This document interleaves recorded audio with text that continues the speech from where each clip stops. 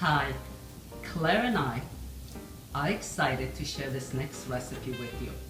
Polish potato dumplings. They are easy to make and they are very versatile. You could serve them, just coat them with butter or fry them with onions, Polish sausage, or onions and bacon, or you could serve them with your favorite sauce. So let's not waste any more time and let us show you how to make the Polish potato dumplings.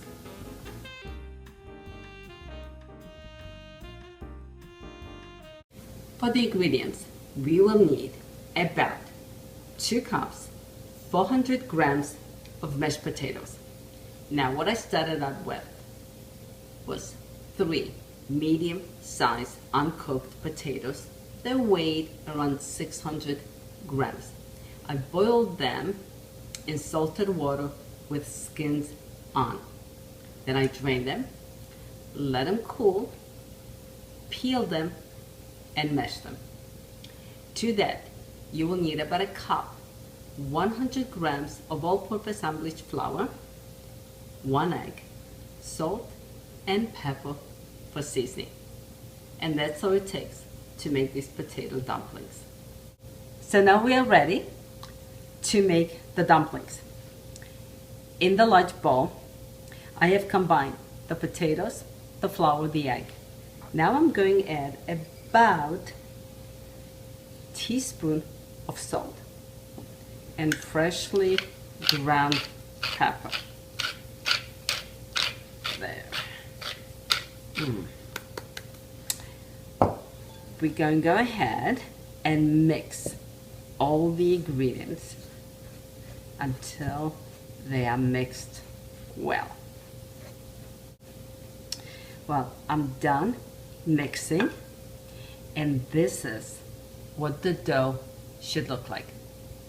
Next, on a well-floured working area, we're going to place the dough right there. Let's get every bit of this dough. And then we're going to coat the dough in flour and be generous and work the dough just a little bit longer. Then we're going to cover the dough with a cellophane and let the dough rest just for a couple minutes while we go and get the water ready for the boiling. So here, there. So that feels nice and soft, and that's what we want, is this dough to be nice and soft. So here we go. Here's my cellophane. Just going to wrap it lightly, and then let's go over to the stove. So here we have a large pot full of water. I have added the salt. We're going to let the water boil while we go ahead and cut the dough into dumplings. Well, the water is boiling. Now we are ready to start cutting the dough. Now, the first thing we're going to do is divide this dough into 4 pieces. It's just easier to work with. Now you want to make sure your knife is covered with flour. Okay. I'm going to take 1 piece, set this aside. Now you want to make sure your surface is well floured. Oh, this is so easy. All we're going to do is just work your dough into a log. And you could do it different ways. You could do it just like I'm doing in your hand. You could roll it like this. Now, the shape you make this, well, that's up to you. You don't want to make them too big, but you don't want to make them too small either.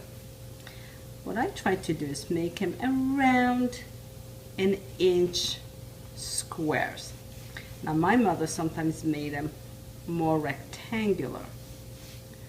I was just on vacation in Czech Republic and they made theirs like squares. And all we're going to do now is just cut them just like that. Now this dough is very light, and that's how you want these to be. Now if you're going to be stuffing them like some people do, then you want to add more flour, but we are not, so ours are nice and light. Well, I'm going to go ahead and finish cutting the rest of them, and then we're going to boil them. Well, the water is boiling, so we are ready to start cooking the dumplings. Now, cooking the dumplings is very similar like cooking the pierogies. As you immerse them into the water, they sink to the bottom, then they go and float to the top, and you're going to let them cook for a couple minutes. Then we're going to strain them.